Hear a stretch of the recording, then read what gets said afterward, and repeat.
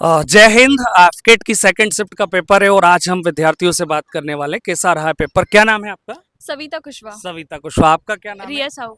तो सबसे पहले तो ये बात करेंगे कि पेपर का लेवल आपका क्या रहा है? मॉडरेट था। मॉडरेट था। ओके। जितना अच्छा सोचा था उतना हो नहीं पाया। हो नहीं पाया। आपका क्या रहा है? जितना मैंने पीवाईक्यू एनालिसिस किया इस हिसाब से मॉडरेट लगा मुझे। मॉडरेट लगा। हाँ। तो देखो हम लगभग 4 पार्ट में डिवाइड हमारा पेपर रहता है, मैथमेटिक्स, रीजनिंग और इंग्लिश। कहते हैं कि मैथ्स रीजनिंग जो बच्चा कर लेता है वो आराम से एफकेट का पेपर कहीं ना कहीं क्लियर कर लेता है। शुरुआत हम लोग मैथ्स से करेंगे। तो कौन कौन से टॉपिक आपके मैथ्स के रहे जो आपको पता है? प्रोबेबिलिटी का था, जी क्लोक का क्वेश्चन था उसमें। जी। कंपाउंड इंटरेस्ट, सिंपल इंटरेस्ट उसका था, डिस्काउंट से रिलेटेड थे। और टाइम स्पीड के भी थे। वर्क टाइम स्पीड वाले थोड़े ज्यादा थे। ज्यादा थे। इसमें फ्रैक्शन या सिंप्लीफिकेशन से कोई क्वेश्चन देखने हाँ, को मिला? रेशियो एंड प्रोपोर्शन से भी रेशियो था। And proportion. एवरेज का कोई क्वेश्चन हाँ, आया? एवरेज के एवरेज भी से थे। भी आया। चलो बढ़िया। एक जो पार्ट मैथ्स में एडिशनल पिछली बार शायद मेरे ख्याल से ऐड हुआ था, एरिया पैरामीटर या वॉल्यूम सरफेस एरिया से कोई क्वेश्चन मिला है? हाँ, 2-3 क्वेश्चन दिखे थे इस बार। ठीक है। तो मतलब मैथ्स के अराउंड 20 क्वेश्चन हम लोग ले लें। हम्म। साथ साथ रीजनिंग का बड़ा इंपॉर्टेंट रोल रहता है, क्योंकि 20 का मैथ्स है तो कहीं ना कहीं 25 का हमारा रीजनिंग का वेटेज रहता है। तो रीजनिंग के वो टॉपिक बताएं जो आपको पता हो। कौन कौन रैंकिंग वाले क्वेश्चंस थे। रैंकिंग थे? हाँ, and coding decoding? Coding decoding, number series, और इस बार शायद एक दो उन्होंने नए टाइप के क्वेश्चंस भी इंट्रोड्यूस किए हैं। एनोलॉजी का कोई क्वेश्चन देखने को मिला? जंबल वर्ड्स थे। जंबल वर्ड्स थे। हम्म। क्योंकि कोडिंग डिकोडिंग का कहीं ना कहीं एक अपने आप में पैटर्न नहीं रहता, बट फिर भी क्योंकि जो हम एट ए टाइम समझते हैं, अकॉर्डिंग टू कितना ही प्रैक्टिस हम लोग कर लें, बट उसमें कहीं ना कहीं जो एट ए टाइम हमें आता है, जो कंसेप्ट हमें मिलता है अकॉर्डिंग उसी हिसाब से करना। तो कोडिंग डिकोडिंग का क्वेश्चन कैसा रहा है? कोडिंग डिकोडिंग वाले पैटर्न मतलब वही था, नॉर्मल पिछले साल वाला ही था। पिछले साल वाला? हाँ, इतना कुछ उसमें चेंजेस नहीं आए। चलिए अब इसके बाद बात करें कि थर्ड जो कि हमारा इंग्लिश का, इंग्लिश में कौन कौन से टॉपिक हैं सबसे पहले आप बताएं। इंग्लिश तो टफ थी इस बार की। हाँ। और ज्यादातर वन वर्ड सेंटेंस पूछा गया। जी जी जी। जैसे एक टर्म, द बॉयज इज सैनिटल। ओके। तो वो वर्ड मतलब टफ थे इस बार, पिछली बार। वोकेबुलरी का क्या रोल रहा है? वोकेब इस बार काफी टफ दे दिया जी था जी। उन्होंने, जो हर बार होती है उससे थोड़ा सा लेवल हाई था हाई उसका। लेवल था। हाँ। अनसीन पैसेज या पीक्यूआरएस से रिलेटेड? अनसीन पैसेज एक ही था, वो तो सही था। और जी। PQRS उसके 4 क्वेश्चंस थे और वो भी सही थे, लेकिन अगर इंग्लिश को किसी ने टफ बनाया तो वो मेरे हिसाब से वोकेब है। वोकेब है।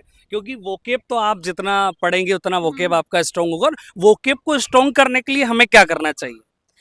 मैं तो वैसे द हिंदू पढ़ती हूँ द हिंदू। और नॉवेल्स और बुक रीडिंग में ऐसे करती रहती हूँ, तो उस हिसाब से, बट फिर भी ये थोड़ा ज्यादा हो गया था। मस्ट इम्पोर्टेंट है कि इंग्लिश न्यूज़पेपर कहीं ना कहीं रीड करें तो वोकेब आपका इंप्रूव होगा। देन लास्ट वाला पार्ट हमारा जो कि general knowledge and general awareness से कौन कौन से क्वेश्चन मिले? अ, कुछ तो बहुत ही इजी थे, लाइक सेकंड CDS उन्होंने पूछ लिया ओके। था। और जो दिल्ली में बुक फेयर होता है वो कौन अरेंज करवाता है। हाँ। बट करंट का वेटेज थोड़ा ज्यादा था फिर साथ भी। साथ स्पोर्ट्स से रिलेटेड कोई क्वेश्चन? स्पोर्ट्स से रिलेटेड क्वेश्चन थे पर अभी याद नहीं आ पा रहे। डबल सेंचुरी, 4 मैच में डबल हाँ, डबल सेंचुरी। सेंचुरी वाला क्वेश्चन था, जैसे क्रिकेट से क्रिकेट रिलेटेड। हाँ। साथ साथ पॉलिटी, हिस्ट्री या ज्योग्राफी? हाँ, एक दो क्वेश्चन शायद पॉलिटी से देखने को मिले हैं। यूनियन मिनिस्टर से रिलेटेड कोई क्वेश्चन? यूनियन मिनिस्टर से रिलेटेड नहीं था, पॉलिटी का अभी याद नहीं आ याद पा नहीं रहा। है। चलिए ठीक है। तो हम लोगों ने बात की, काफ़ी अच्छा आप लोगों ने एक फीडबैक ओवरऑल दिया है और उम्मीद करते हैं कि आपका पेपर अच्छा गया है और उसका रिजल्ट भी काफ़ी अच्छा है। आप सब दोनों को best of luck. Thank you sir. Okay, thank you. जय। अगर आप भी ज्वाइन करना चाहते हैं फोर्स डिफेंस एकेडमी, तो फोर्स डिफेंस एकेडमी पर 2 अप्रैल से न्यू बैच स्टार्ट हो रहे हैं, जहां पर हम लोग NDA, CDS, AFCAT, navy, air force, army के लिए physical, written and SSB interview की तैयारी हम लोग करवा सकते हैं। तो आज ही ज्वाइन करें फोर्स डिफेंस एकेडमी इंदौर। कुछ और स्टूडेंट हमारे साथ हैं, उनसे हम लोग बात करेंगे कि किस तरह से उनका पेपर रहा है। क्या नाम है आपका? आदित्य तिवारी। आदित्य तिवारी। कहाँ से आए आदित्य? मैं इंदौर से ही हूँ। इंदौर से। आपका क्या नाम है? अमन भारद्वाज। कहाँ से आए हैं आप? मैं उज्जैन से हूँ। उज्जैन से। आपका क्या नाम है? गुरकीरत सिंह हो रहा। जी, कहाँ से आए हैं आप? इंदौर से। तो सबसे पहले मैं बात करूंगा, देखो जो अभी तक बच्चों का फीडबैक आया है कि मैथ्स का लेवल इस बार काफी थोड़ा सा बड़ा है और ट्रिकी रहा है। तो मैथ्स के कौन कौन से टॉपिक हैं जो आपको पता है जो एग्जाम में पूछे गए हैं? वेल कंपाउंड इंटरेस्ट के एक क्वेश्चन आया था, जी। 1 से 2, हाँ। देन उसके बाद प्रॉफिट एंड लॉस के क्वेश्चंस जी। आए हैं, अलजेब्रा के क्वेश्चंस आए अलजेब्रा। हैं, एंड देन फ्रैक्शंस और डेसिमल, इन सब के ज़्यादातर ओके, क्वेश्चंस आए हैं। इसमें टाइम डिस्टेंस स्पीड का बच्चों ने पता है कुछ क्वेश्चन देखने को टाइम मिला। डिस्टेंस का एक क्वेश्चन था हाँ, जिसमें एंड जी जी इसमें एक 100 मीटर की ट्रेन थी जी और उसको एक पोल को क्रॉस करने में 10 10 सेकंड 10 सेकंड लग रहे थे। ओके और फिर वही ट्रेन अपोजिट डायरेक्शन से आ रही थी तो उसकी स्पीड थी 8 कुछ 8 सेकंड लग रहे थे। ओके तो आपको दूसरे ट्रेन की स्पीड बतानी स्पीड थी। बता। और साथ साथ टाइम एंड वर्क से कोई क्वेश्चन आपका मिला या परसेंटेज से। तो टाइम एंड पर परसेंटेज से तो कोई हमारे शिफ्ट में नहीं था जी। क्वेश्चन। बाकी टाइम एंड वर्क से एक दो क्वेश्चंस थे, रेशियो जी। प्रोपोर्शन से थे कुछ क्वेश्चंस। तो ट्रिकी क्वेश्चन थे या फिर डाइट फॉर्मूला बेस्ड क्वेश्चन थे।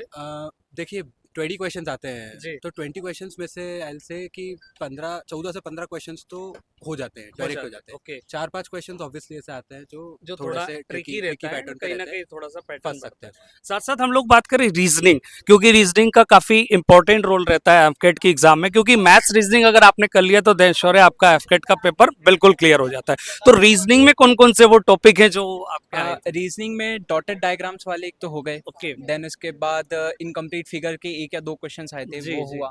एंड देन उसके बाद जैसे कि हम वो प्रोपोर्शनैलिटी जो की करी जाती है, जी जी वो वाले क्वेश्चंस काफ़ी आए थे। मतलब ये था कि लेवल नॉर्मल से थोड़ा सा ऊपर था रीजनिंग। डायरेक्शन एंड सेंस से कोई क्वेश्चन देखने को मिला था या Direction से- एनालॉजी। एक डायरेक्शन से एक क्वेश्चन था। Okay series combination, series Yes, combination से भी series एक दो क्वेश्चंस थे। मतलब हम लोग ये बात कर सकते हैं वर्बल और नॉन वर्बल दोनों का एक इक्वल दोनों का वेटेज mix था था और इक्वल वेटेज कहा जाए तो मतलब 60-70% रीजनिंग भी पॉसिबल थी, पॉसिबल। easy थी, easy ओके हाँ, क्योंकि कुछ तो कोडिंग डिकोडिंग वगैरह कोई क्वेश्चन मिला।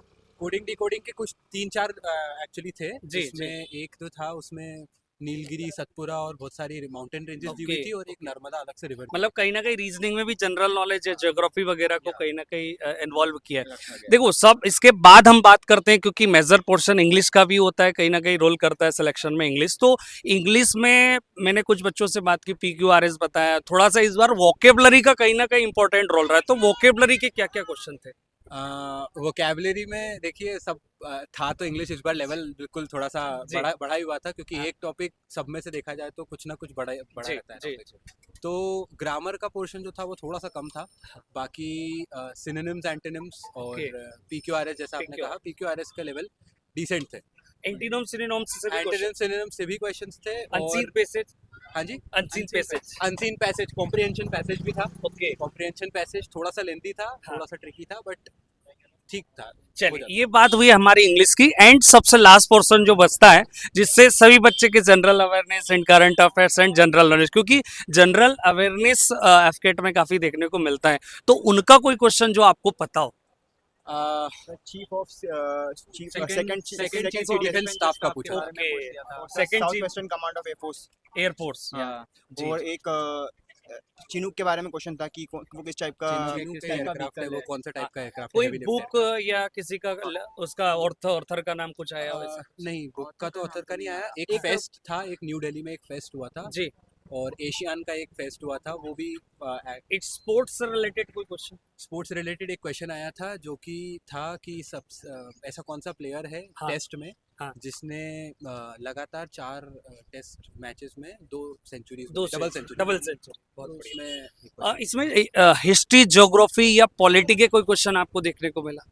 पॉलिटी का तो कोई क्वेश्चन नहीं था। हिस्ट्री, हिस्ट्री में एक दो पॉलिटिकल था क्वेश्चन यूनियन मिनिस्टर पे। Union minister. Statements and conclusion के हाँ, फॉर्म में था statement वो। ओके ओके और हिस्ट्री में भी सतवाहना का लेकर के History क्वेश्चन में- स्टेटमेंट में ही था। ओके। डायनेस्टीज के तो ऊपर। हम ये बात करें, जैसे पिछली बार के कंपैरिजन इस बार कट ऑफ इंक्रीज होना है या डिक्रीज होना है, आपके हिसाब से क्या? देखिए लेवल तो मेरे हिसाब से जो है ऑलमोस्ट सेम रहा है, कहीं ना कहीं किसी में डिफिकल्ट, किसी में इजी कर Easy। दिया उन्होंने।